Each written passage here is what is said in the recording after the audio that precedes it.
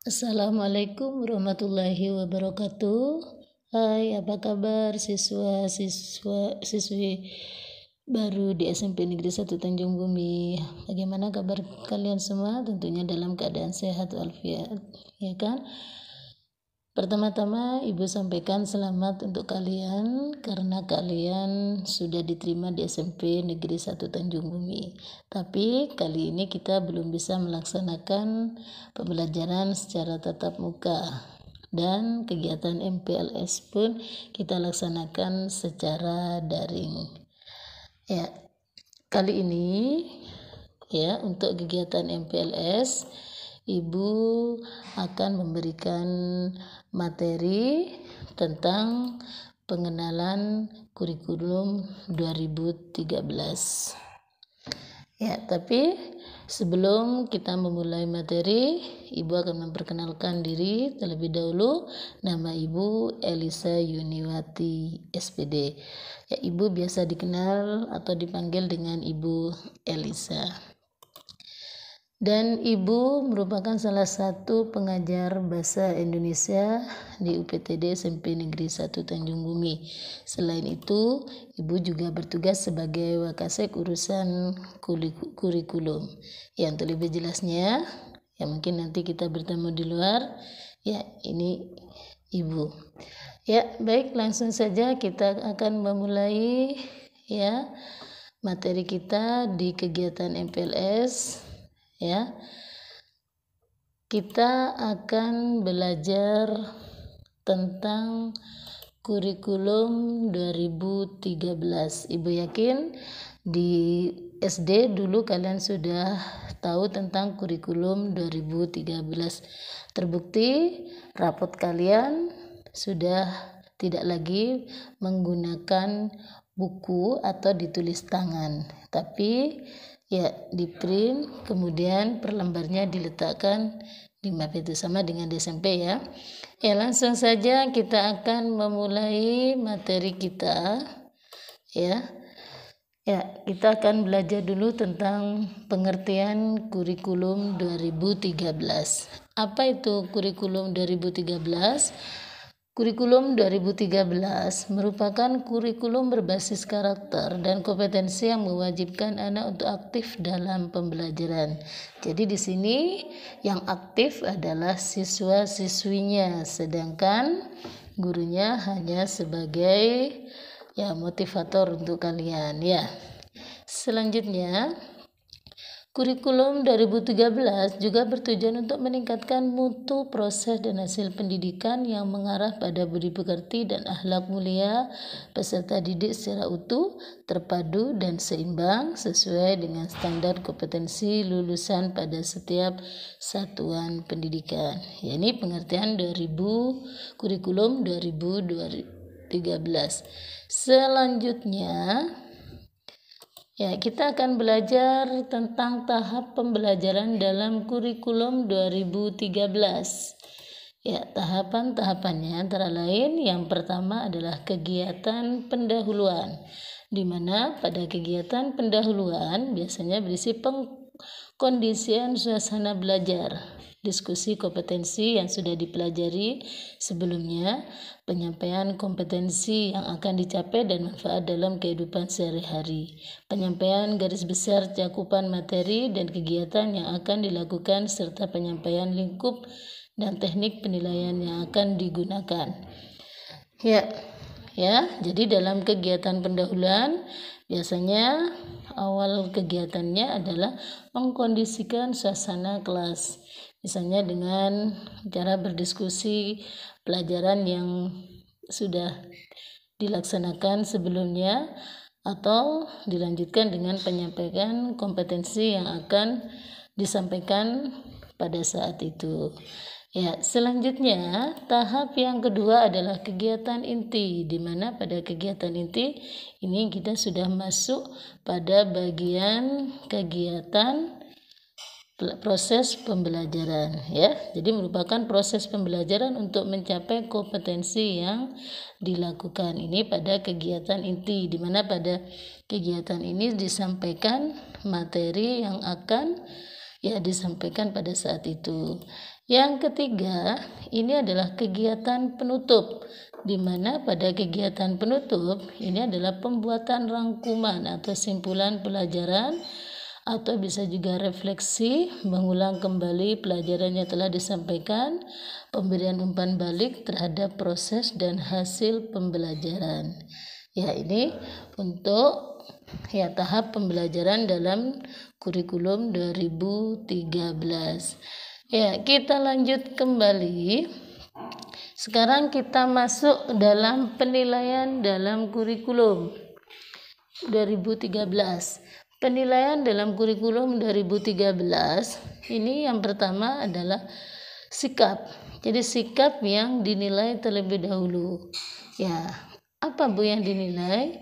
Yaitu sikap pada saat terjadinya proses belajar mengajar. Apakah kalian aktif dalam pembelajaran, atau kalian hanya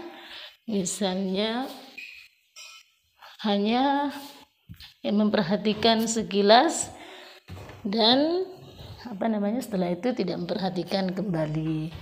Ya, itu sikapnya. Jadi sikap yang dinilai dalam penilaian yang pertama. Yang kedua, ini adalah pengetahuan.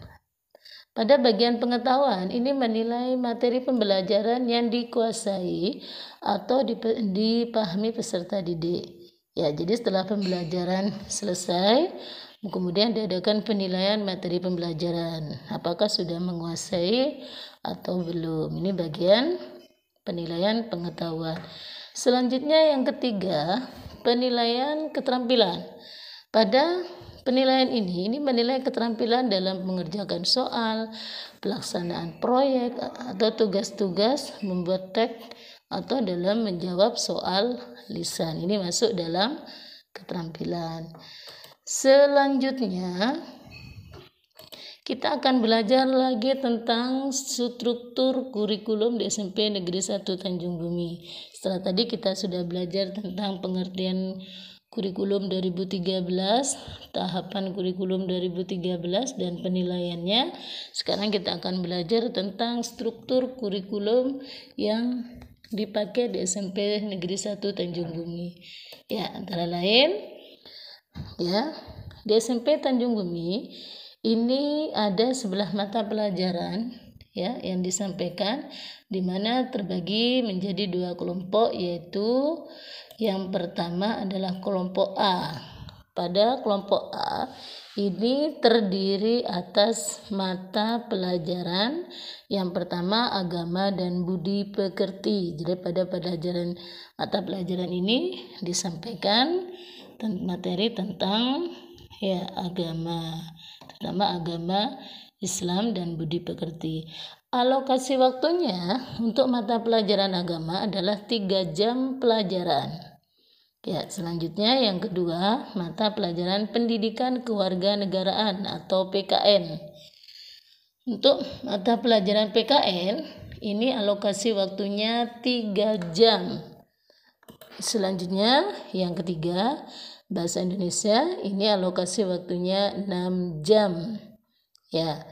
Selanjutnya mata pelajaran matematika, ini alokasi waktunya 5 jam. Ya, selanjutnya IPA, mata pelajaran IPA ini alokasi waktunya 5 jam. IPS 4 jam. Bahasa Inggris 4 jam. Ya.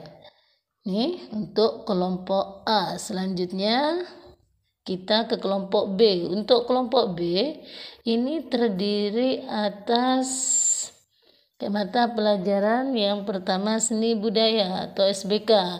SBK ini alokasi waktunya 3 jam pelajaran. Kemudian pendidikan jasmani, olahraga dan kesehatan ini 3 jam. Prakarya 3 jam. Bahasa Madura 2 jam. Ya. Bu, apakah alokasi waktu setiap mata pelajaran itu disampaikan dalam satu hari, tidak nak ya. Kalau misalnya bahasa Indonesia kan 6 jam, tidak mungkin disampaikan dalam waktu satu hari, mungkin dibuat jadwal menjadi 3 kali pertemuan atau 2 kali pertemuan.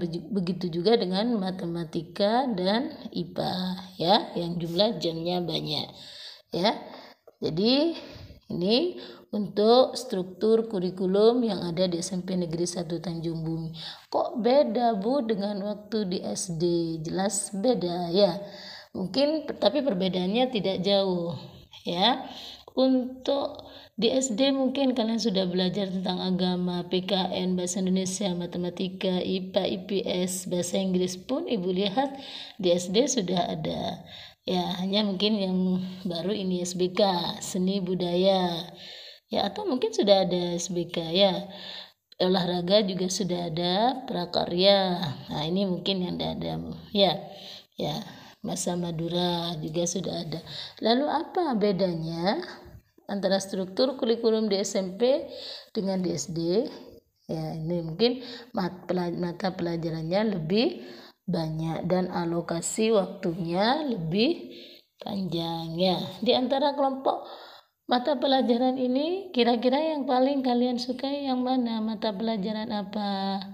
Ya, Ibu nanti Ibu minta kalian untuk menceritakan ya, kamu pilih di antara mata pelajaran ini yang kalian sukai yang mana ya. Ya, selanjutnya kita ke jumlah jam pelajaran tatap muka. Walaupun kita sekarang tidak bisa belajar secara tatap muka, tapi paling tidak kalian sudah tahu dulu tentang ya bagaimana pembelajaran di SMP Negeri 1 Tanjung Bumi. Jumlah jam pelajaran tatap muka setiap harinya ini adalah per mata pelajaran itu per jamnya adalah 40 menit. Jadi kalau misalnya tadi agama Islam alokasi waktunya 3 jam pelajaran, berarti belajarnya ya 40 dikali 3. Jadi kalian belajar selama 120 menit ya. Atau misalnya lagi bahasa Indonesia, alokasi waktunya 6 jam, berarti dikalikan 40. Jadi tiap per jamnya ini waktunya 40 menit. Ya, pembagian mata pelajaran per hari untuk tatap muka antara lain hari Senin. Ya, ini ada 7 mata pelajaran ditambah dengan upacara. Upacara biasanya juga dinilai dimasukkan dalam penilaian pembiasaan. Ya, jadi kalian wajib untuk mengikuti upacara setiap harinya. Upacara dimulai jam 7 pagi. Untuk hari Selasa ini ada 8 mata pelajaran, hari Rabu ada 8 mata pelajaran, Kamis ada 7 mata pelajaran, Jumat ini ada 5 mata pelajaran dan Sabtu 5 mata pelajaran. Ini jumlah jam pelajaran tatap muka. Terus bagaimana Bu kalau hari ini? Kali ini kita kan tidak bisa belajar tatap muka, tapi dengan cara daring. Nah, ini biasanya Ibu buat jadwal setiap harinya ada 2 mata pelajaran bersamaan serentak. Misalnya hari Senin dibuat agama dengan bahasa Indonesia, Selasanya matematika dengan apa ya. Jadi itu kalau pembelajaran secara daring, beda dengan pembelajaran secara tatap muka. Selanjutnya kita akan belajar lagi tentang kriteria ketuntasan minimal atau yang dikenal dengan KKM. Pernah dengar istilah KKM? Ibu yakin sudah ya. Ya, di SD mungkin di dalam rapot kalian ya itu ada KKM-nya. Ya, KKM ini setiap mata pelajaran pasti ada KKM-nya. Jadi kalian harus tuntas. Misalnya KKM bahasa Indonesia yaitu 73. Berarti nilai kalian tidak boleh kurang dari 73 kalau kalian ingin naik kelas ya. Nah, KKM yang digunakan di SMP Negeri 1 Tanjung Bumi adalah KKM tunggal. Apa maksudnya? yaitu KKM yang diambil dari penjumlahan seluruh KKM mata pelajaran kemudian di rata-rata. Ya, seperti yang Ibu sebutkan tadi, setiap mata pelajaran pasti ada KKM-nya. Nah, itu dijumlah semua KKM-nya, kemudian nanti di rata-rata. Hasilnya berapa kemudian diambil KKM tunggal, ya. Nah, untuk di SMP 1 Tanjung Bumi, KKM SMP Negeri 1 Tanjung Bumi antara lain, ini berbeda antara kelas 7, 8, dan 9. Untuk kelas 7, KKM-nya 72. Ya. Untuk kelas 8, 73. Dan untuk kelas 9, 74. Ya. Nah, nilai-nilai kalian harus paling tidak pas dari KKM itu, tidak boleh kurang dari KKM. Kalian harus belajar dengan tekun supaya nilai kalian tidak kurang dari KKM. Selanjutnya kita ke tugas dari Ibu minta kalian menjelaskan perbedaan struktur kurikulum di SD dengan di SMP. Dan juga Ibu minta kalian bercerita kira-kira mata pelajaran apa yang paling kalian sukai. Nanti kalian buat video dan dikirim, nanti mungkin ada linknya. Ibu kira cukup untuk pertemuan kita kali ini. Semoga pembelajaran kita menyenangkan. Dengan materi ini Ibu harap kalian bisa mengenal apa itu kurikulum 2013. Ibu kira cukup. Ibu akhiri. Wassalamualaikum warahmatullahi wabarakatuh.